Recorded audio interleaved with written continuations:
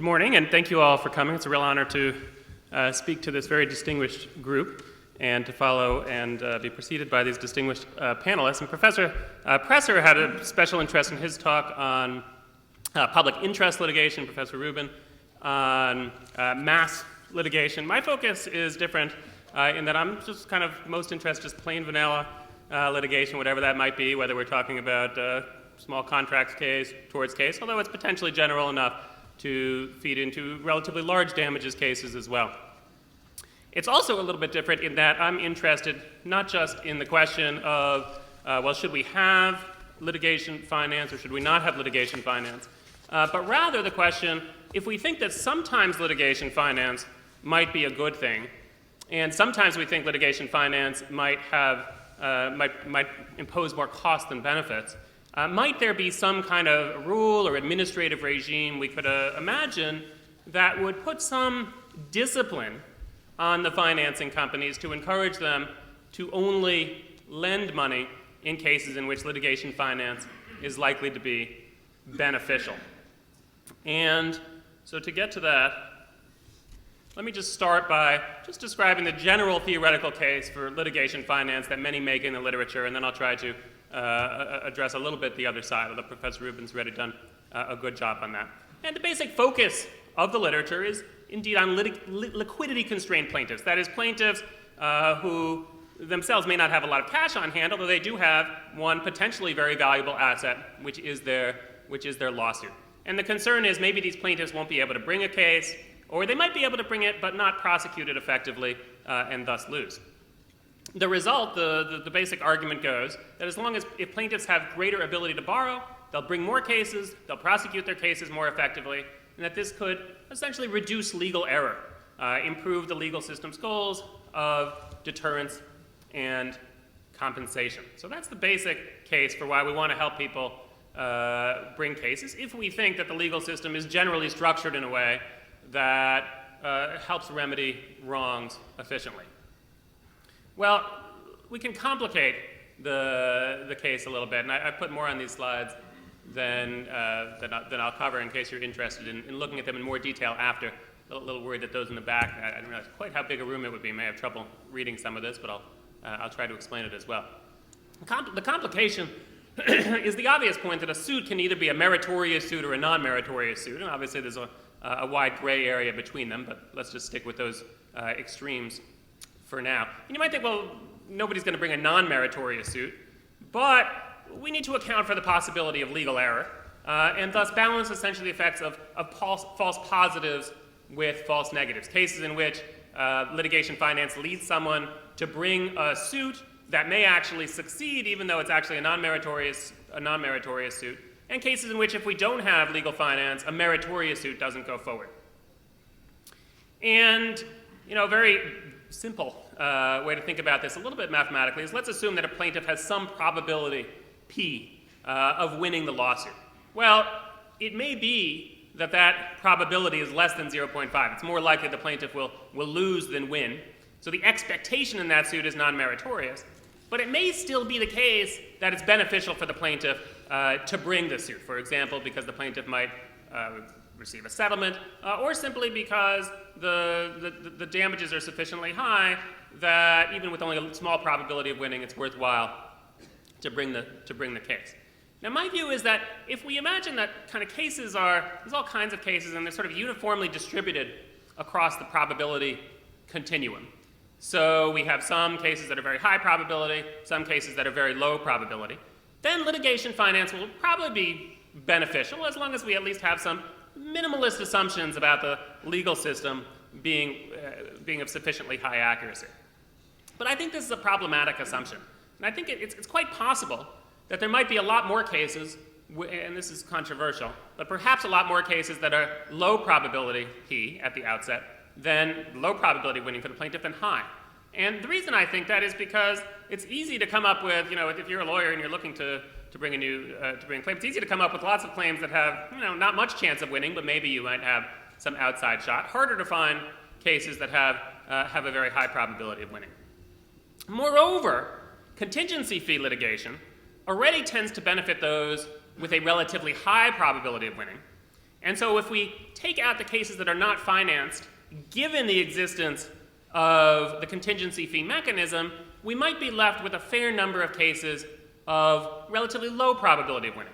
And so the concern becomes, well, even if it's true that litigation finance, if applied sort of evenly to all kinds of cases, would benefit litigation, if it happens disproportionately that the cases litigation finances are relatively low probability of winning cases, but some of which nonetheless will actually win because maybe you happen to get a jury, for example, that makes a strange decision, or perhaps you happen to get maybe only a small percentage of judges would be sympathetic to this kind of claim, then it could be that litigation finance makes things worse rather than better.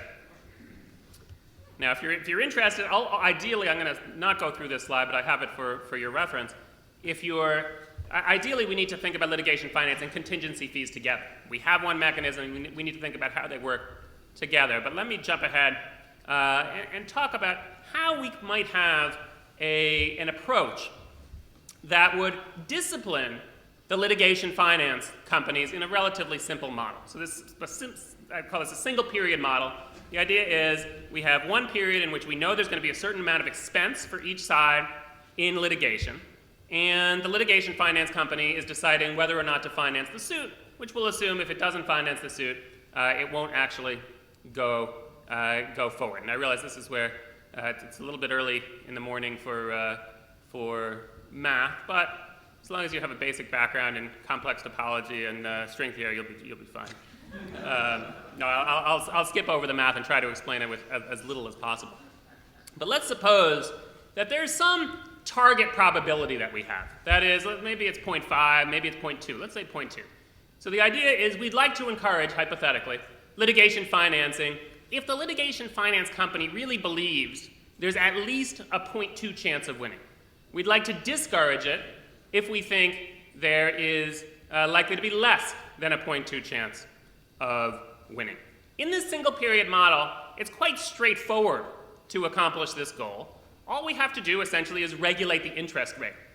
And typically we think, and most litigation finance companies actually work this way, typically we think of interest rate on a yearly or monthly basis, as is sometimes the case with these contracts. But I want to kind of abstract away from the time value of money, from discount rates, and instead just imagine a fee cap that worked based on the following principle. A certain amount of money you lend, and then there will be some cap on the maximum amount of money you, as a litigation finance company, can receive in return. Some multiple of the amount of money that you lend, including the principal that you get back. And basically, it's very simple to calculate what the appropriate multiple would be if you want to give litigation finance companies the appropriate incentives in this model. And it's essentially just the expenses of the party you're lending to divided by that probability. So for example, if we actually did want, let's move the probability up to 0.5 to make the math very easy, then the maximum amount the litigation finance company with this rule could be repaid would be twice the amount that it lent, which in interest rate terms is really quite a high potential interest rate. And of course, we might want to add into it a little bit extra interest rate to account for the time value of money as well. But in litigation finance terms, it's certainly not unheard of to have extremely high interest rates, albeit defined based on time rather than as a pure multiple of expenses. So the bottom line so far is that it might seem, go back a slide here. It might seem that we might have a possibility of a relatively simple mechanism for regulating litigation finance, which is to put this cap on lawyers, on the litigation finance company's fees, on the maximum amount they can receive back.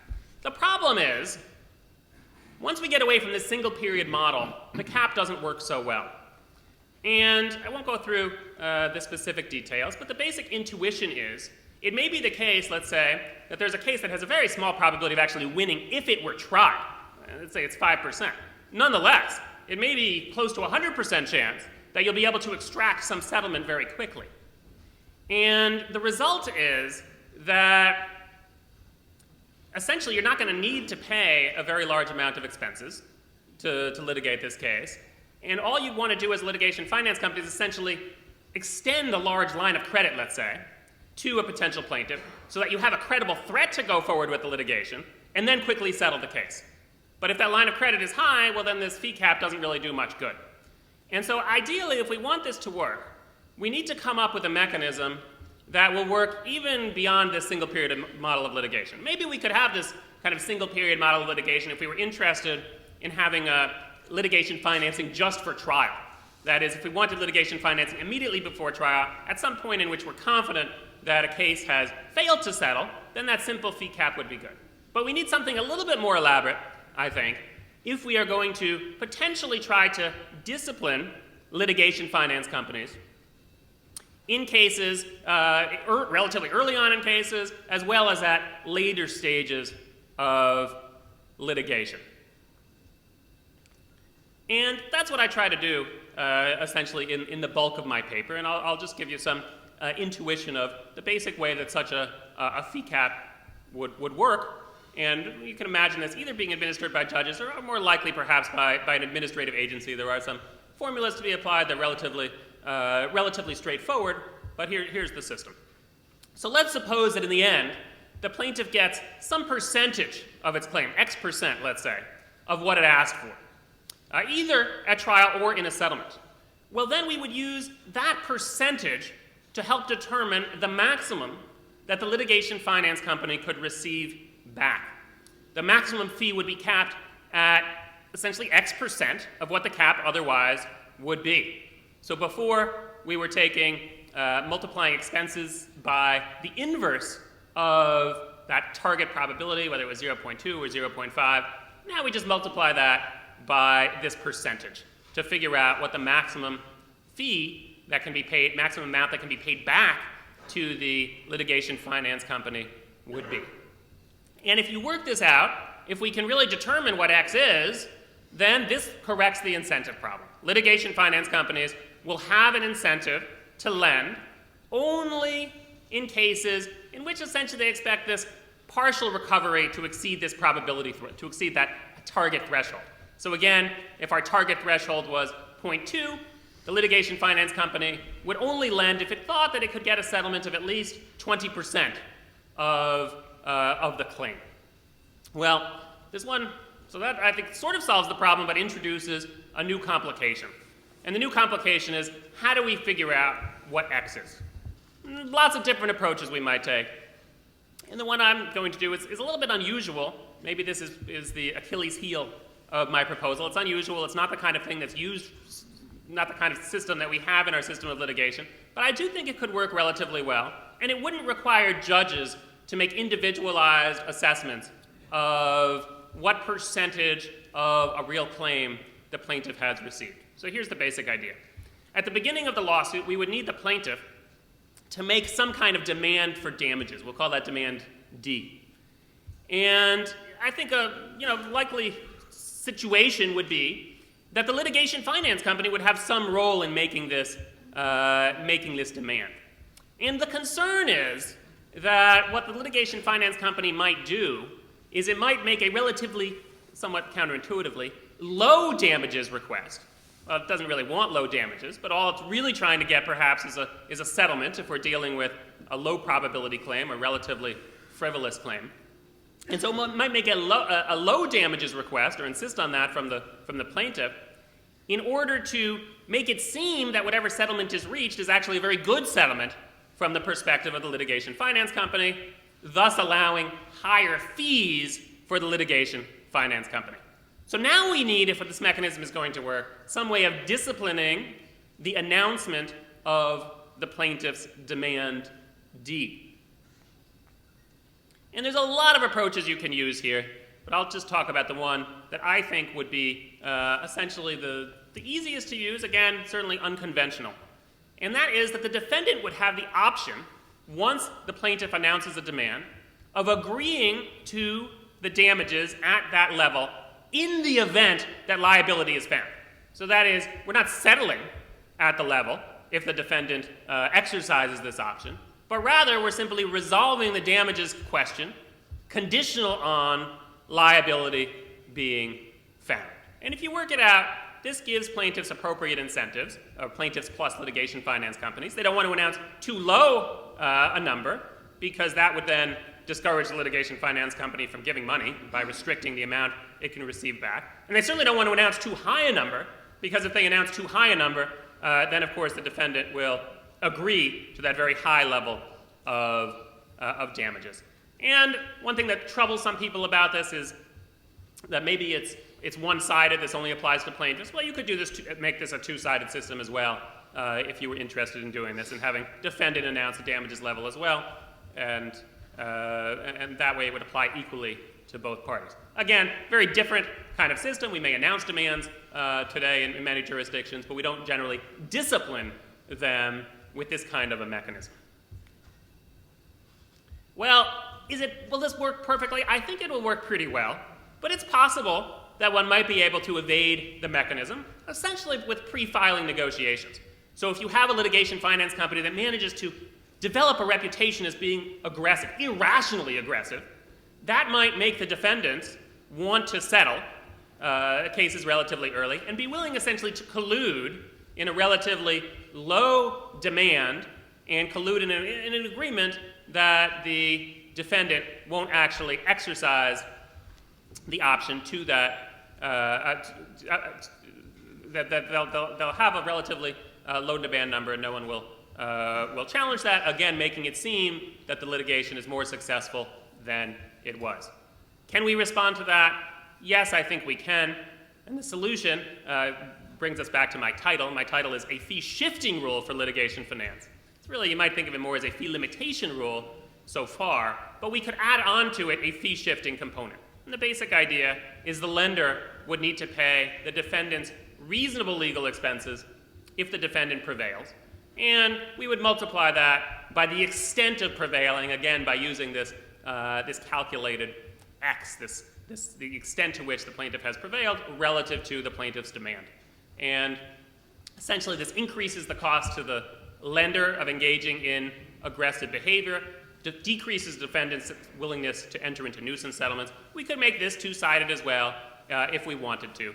But the bottom line is if we combine kind of this fee limitation mechanism, certainly unconventional, but I don't think it would be difficult to administer, with this fee shifting mechanism, I think we could make it so that the financing companies would tend to lend money only in cases in which the probability of winning is relatively high. And we could choose what probability we wanted to target and give incentives in that way.